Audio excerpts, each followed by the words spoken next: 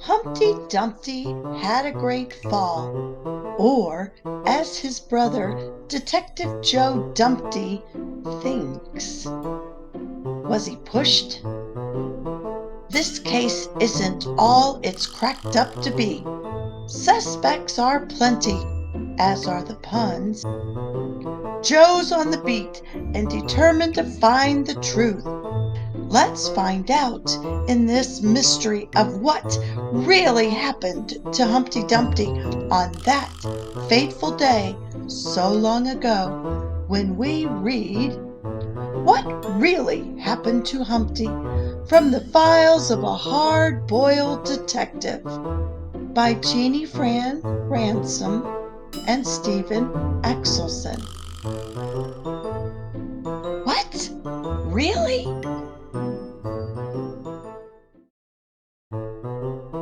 Humpty Dumpty sat on a wall. Humpty Dumpty had a great fall. Humpty Dumpty was pushed.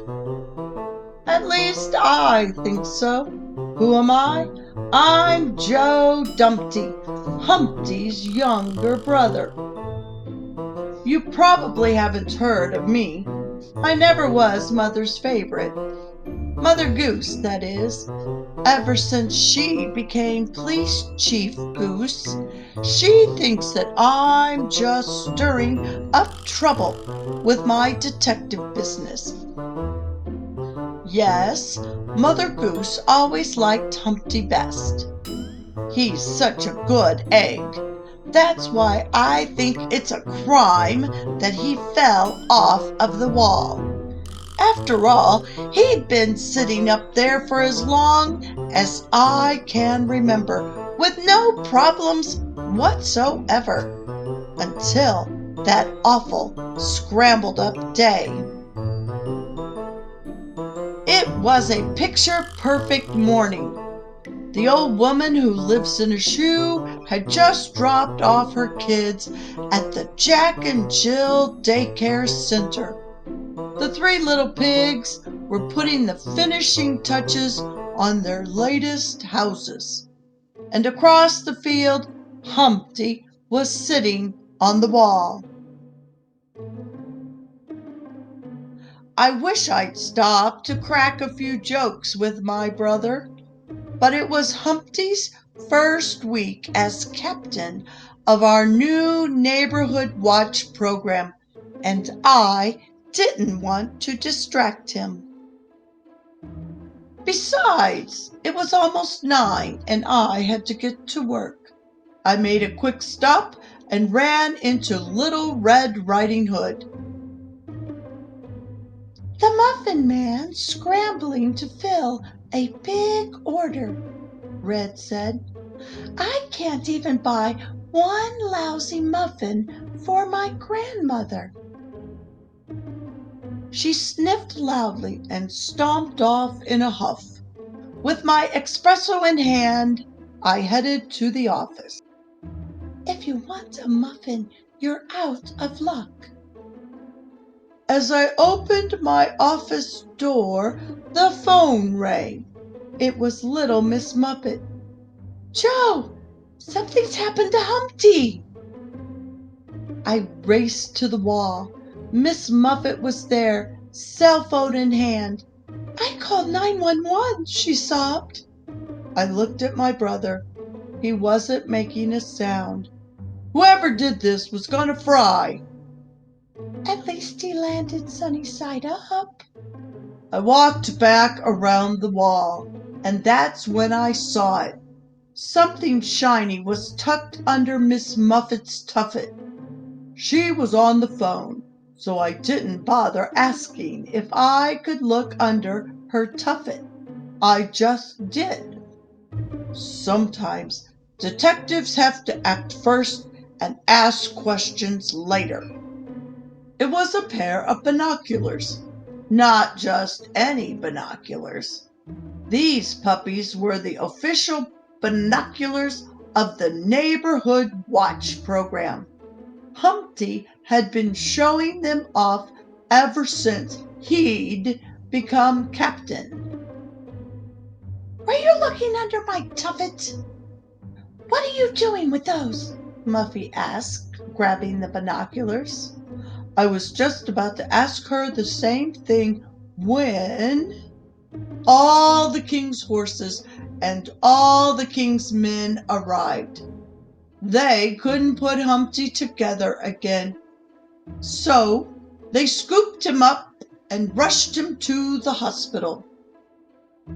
What's the story? I asked Muffy. I wanted some answers. Muffy sighed. I was just shooting the breeze with Humpty, waiting for Spider.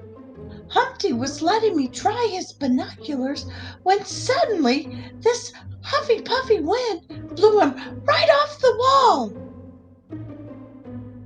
Police Chief Goose pulled up in her big honkin' cruiser. I was at the Three Pigs, she apologized. The wind we had this morning blew down their new house. I just told Joe that the wind made Humpty fall, Muffy said. I made Humpty fall, said a small voice out of nowhere. It's my fault, Spider said, dropping down from the tree. I was rushing to get down here by 9 this morning, my usual time, when this puff of wind pushed me straight towards Humpty. I must have scared him, because the next thing I knew, Humpty was on the ground. I zipped home, but I knew I had to fess up. Humpty was my friend. I almost wet my web. My brother wasn't afraid of anything. That's why he was the perfect neighborhood watch captain. What happened to Humpty wasn't your fault, Spider, I said. Remember the giant? Sorry. It wasn't anybody's fault, Muffy chimed in. It was an accident. Agreed, Chief Goose said. Go on to the hospital, Joe, she told me. I'll write up an accident report. Accident report? No way! There's no case to crack. But Chief, Humpty's been sitting on that wall for years without a wobble, I said. Then, the first week he's neighborhood watch captain, he suddenly falls off. The same day the pig's house blows down. Coincidence? I don't think so. Chief Goose sighed. Okay, Joe, since Humpty's your brother, I'll give you till 5 o'clock to play detective. If you don't have anything by then, I'm writing that accident report. I didn't have much time.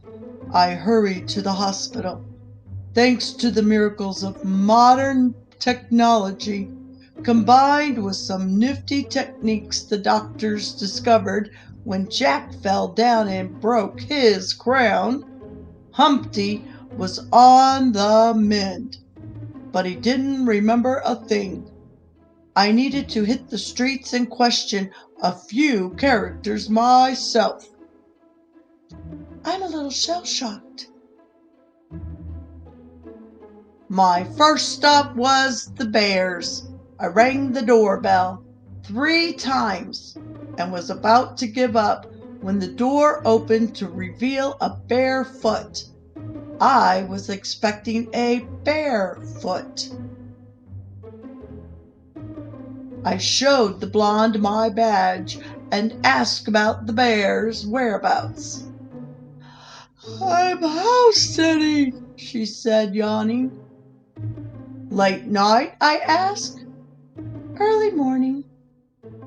Some dog started howling and woke me up. How early? I probed. 9 a.m., she said. But now that I'm awake, want to come in for some porridge?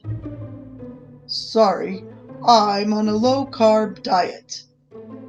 I hated to tell her no, but I was on the clock, and that clock was ticking. Next house I visited belonged to the only dog owner in the neighborhood, Old Mother Hubbard. Maybe her pup had been howling this morning. But Mrs. H said, I gave that dog to the farmer in the dell last week. He needed help with his sheep, and unlike mine, his cupboard is never bare.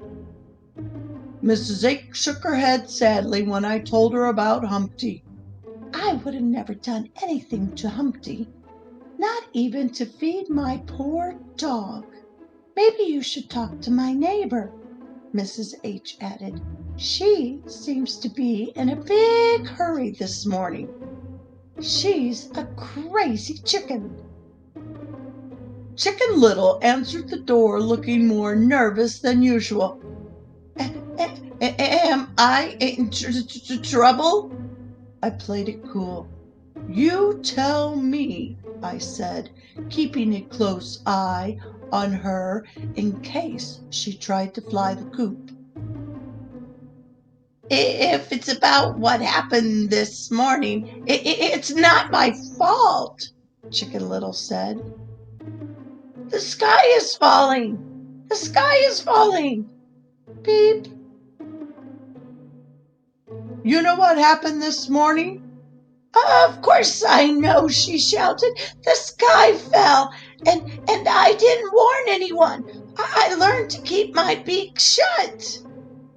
The sky didn't fall this morning, I said. Humpty did.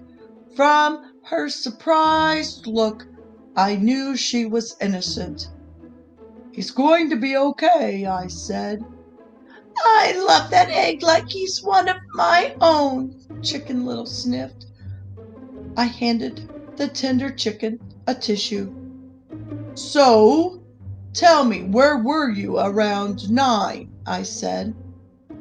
I was on my morning power walk, she answered. I just passed Muffy and Humpty when the wind howled overhead. I just walked behind the wall, and the next thing I knew, the sky, Humpty, was falling. I ran straight home. Humpty was sitting on the wall when you saw him? Yes, but Muffy wasn't sitting on her tuffet. Chicken Little paused. That's funny. She's usually digging into her curds and whey. Funny indeed. As I left my friend chuckling to herself and scanning the sky, I heard a commotion coming from the pig's house. What was left of it, anyway. Huff, puff, huff, puff. I need more exercise, I thought as I raced across the field. How many times had I heard people say that today? Not the more exercise part, but the huff, puff part, as in huffy, puffy wind. I found the pigs fighting over, of all things, a cell phone. I thought everyone had one of those these days. Apparently not. Okay, guys, hand it over, I said. Whose phone is it? Gimme, it's my turn. I had it first. We don't know, the pig said. We found it this morning after our houses blew down. Can we keep it? It has some cool games on it. Arr, arr. Just then the phone rang. Actually, it howled. Who would have a howl for a ringtone? I took a guess and disguised my voice. Yo, I growled. I got the binoculars, the voice on the phone said. Now I want my yummy, wummy muffins. We had a deal, remember? Be at the wall in 5 minutes. In 5 minutes, it would be 5 o'clock. Yikes! I called Chief Goose and told her to meet me at the wall. The clues were adding up. The muffins that no one else could buy, the howling that didn't come from a dog, the huffy-puffy wind, not to mention the binoculars that someone wanted bad. But why? I had a hunch. Muffy was at the wall, binoculars in hand. She didn't look too happy to see me. Expecting someone else? I asked. Someone big and bad, perhaps? She's expecting me, howled the big bad wolf as he jumped out and grabbed the binoculars. I'll take those. Where's my muffins? Screamed Muffy. I'm sick of curds and whey. Sorry now, the plan's changed, growled the wolf. You pushed Humpty off the wall, I said. I'm telling Chief Goose. I wasn't at the wall this morning, Wolf said. I'm telling. But you were at the pig's house, I said, showing Wolf his phone. When you blew down their house, you got Humpty too. Guess you wanted a scrambled egg with your bacon. Wolf just wanted the binoculars, Muffy cried. He promised me some yummy, wummy muffins if I'd get them from Humpty. No one was supposed to get hurt. And nobody else will if you give me my phone, Joe, and get out of my way, Wolf snarled. My, what big teeth he has, I thought. Where was Chief Goose? Hold it, shrieked Spider. Not so fast. Talk about wrapping up a case. What's going on here? Chief Goose had arrived. It seems that the howling wind this morning was actually Wolf blowing down the pig's new house, and Humpty along with it, I told the chief. That's my theory, anyway. What about Muffy? Chief asked. Actually, it's a conspiracy theory, I said. Wolf promised our little miss muffins in exchange for Humpty's binoculars. Without the binoculars, Humpty couldn't see Wolf blow down the pig's house. Looks like you have everything tied up. Apparently, Wolf also threatened to blow down the Muffin Man's shop unless he got free muffins, Chief Goose said. The guy's been hiding in a sack of sugar all day. Sweet, Wolf snarled. Muffy glared at him. I wouldn't have helped you if I'd known the truth. Humpty was my friend. Now he'll probably never speak to me again. You can always call him from your cell to apologize, I told her. Your jail cell, that is. I'm sorry, Joe. So why'd you do it, Wolf? I asked. I'm bad, he said, shrugging his shoulders. It's my middle name. I had to hand it to you, Joe, Chief Goose said. You were right. What happened to Humpty really was a crime. You weren't afraid to trust your gut and get to the bottom of this. I'm proud of you, Joe. I'd have to admit I was proud of me too, and of my brave friend Spider. In fact, Spider's the neighborhood watch captain while Humpty's healing. As for me, I've had plenty of cases to solve, dozens of 'em. In fact, word on the street is the dish ran away with the spoon. And then there's my friend Bo Peep, that is. That dame keeps me in business. Now if I were a sheep, where would I go?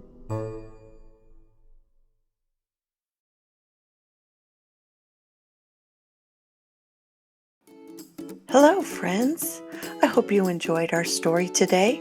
If you did, please click like and share this book with your friends. And don't forget to look for all the other books by Storytime with Lorelei. See you next time. Bye for now.